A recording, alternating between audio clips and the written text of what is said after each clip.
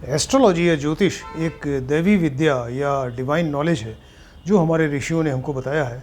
Astrology की 3 branches पहले बता चुके हैं, सिद्धांत, हुरा और संहिता या मुंडेन एस्ट्रोलॉजी। तो आजकल हम मुंडेन एस्ट्रोलॉजी या संहिता ज्योतिष के बारे में बता रहे हैं। मुंडेन एस्ट्रोलॉजी का मतलब है कि ग्रहों, राशियों और नक्षत्रों के परिवर्तन से बहुत सारे लोगों पर उसका असर पड़ता हो।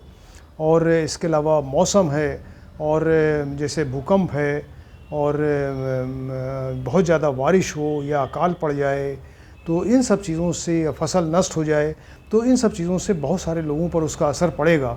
तो उसकी स्टडी को ही मुंडेन एस्ट्रोलॉजी या संहिता ज्योतिष कहते हैं, जिसमें एक से ज़्यादा यानी सामूहिक रूप से बहुत सारे लोग इन्वॉल्व हो रहे हों। तो उसकी स्टडी या उसके प्रेडिक्शन को संहिता ज्योतिष या मुंडेन एस्ट्रोलॉजी कहते हैं, राइट। मुंडेन एस्ट्रोलॉजी में आजकल जो टॉपिक डिस्कस हो रहा है वो मौसम, स्पेशली बारिश के बारे में बताया जा रहा है, वर्षा के बारे में। तो वर्षा के बारे में पहले हम आपको बहुत सारे टॉपिक्स से बता चुके हैं कि जैसे वर्षा है, आंधी है, तूफान है, तमाम चीज़ें हैं, इस तरह की चीज़ें। तो उसको देखते हैं, नव संवत्सर या नव वर्ष कुंडली बनाते हैं। नव संवत्सर या नव वर्ष कुंडली में पूरे वर्ष भर वर्षा कैसी होगी, उससे फसल कैसी होगी, और महंगाई कम होगी, ज़्यादा होगी, ये सब चीज़ें डिस्कस होती हैं। इसी तरह से आर्द्रा प्रवेश कुंडली आपको बताया, नव संवत्सर कुंडली, आर्द्रा प्रवेश कुंडली, सप्तनाड़ी चक्र, रोहिणी प्रवेश चक्र, इन सब चीज़ों से वर्षा का अनुमान होता है और काफ़ी सही प्रेडिक्शन होता है इससे। इसके अलावा ऋषियों ने और बताया चतुर्मेघ, नवमेघ और मंडल और नक्षत्र से वर्षा का अनुमान करते हैं। और बताया कि जैसे सूर्य और चंद्रमा विभिन्न लिंग के नक्षत्रों में प्रवेश करें तो वर्षा किस तरह की होगी, इसको देखते हैं। या चतुर स्तंभ के बारे में बताया। फिलहाल तो ये सब टॉपिक्स थे, लेकिन इसके अलावा ग्रहों के गोचर से जो ज्योतिषी योग है, इसको कहते हैं कि ग्रहों के गोचर से विभिन्न राशियों और नक्षत्रों में जो उनका गोचर होगा तो उनकी युति और दृष्टि, और विभिन्न राशियों में, नक्षत्र में जो उनकी पोजीशन है ग्रहों की, तो उससे भी वर्षा का पता चलता है।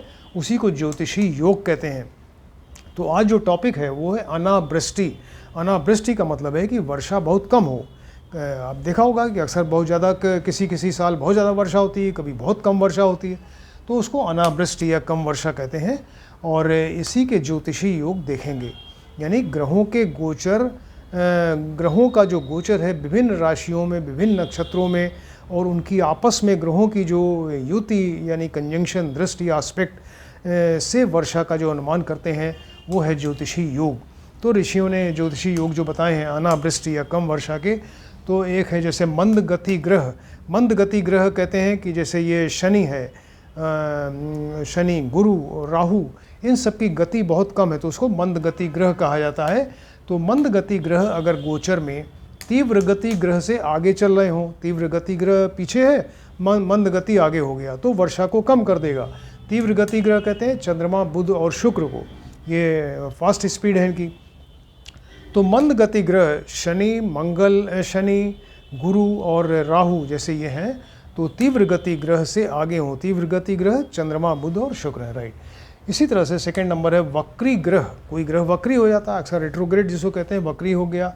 तो वक्री ग्रह वर्षा कारक ग्रह से आगे हो, चंद्रमा, शुक्र, ये सब जो वर्षा कारक ग्रह हैं, अगर इनसे आगे चल रहा है वक्री ग्रह तो वर्षा में अवरोध उत्पन्न करेगा, उसको ऑब्स्टेकल क्रिएट करेगा और वर्षा को कम कर देगा, राइट। थर्ड नंबर है चंद्रमा के साथ क्रूर ग्रह हो। चंद्रमा एक वर्षा कारक ग्रह है, तो चंद्रमा के साथ अगर क्रूर ग्रह जैसे मंगल, शनि, राहु, केतु, ये सब अगर आ जाएं तो ये वर्षा कम हो जाएगी।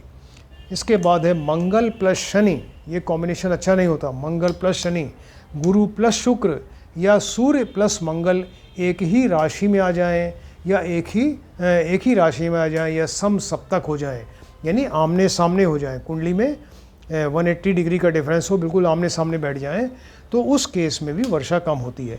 मंगल प्लस शनि, गुरु प्लस शुक्र या सूर्य प्लस मंगल, या तो एक ही राशि में हो या समसप्तक हो जाएं, तो वर्षा कम हो जाएगी और अनावृष्टि उसे कहेंगे।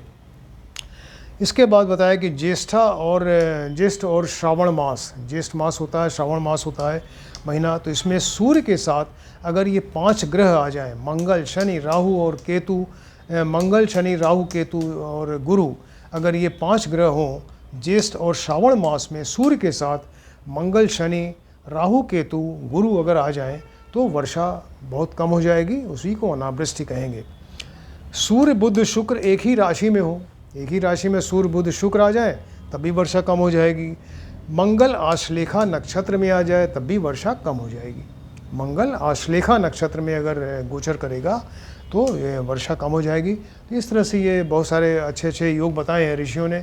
अनावृष्टि या कम वर्षा के ज्योतिषी योग हैं, यानी ग्रहों के गोचर जो है, ग्रहों का गोचर डिफरेंट राशियों में, डिफरेंट नक्षत्र में, और ग्रहों की आपस में युति और दृष्टि से ये सब जो चीज़ें बताई गई हैं, हज़ारों साल पहले ऋषियों ने बताया है इसको।